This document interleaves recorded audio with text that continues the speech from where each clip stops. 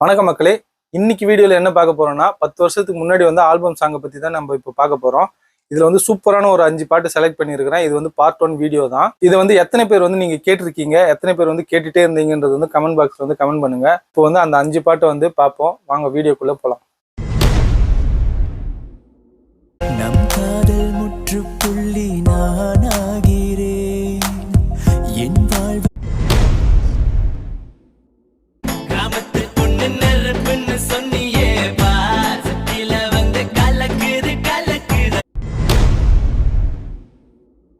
கண்கள் ரெண்டும் பேசுதே உள்ளம் முன்வசம்.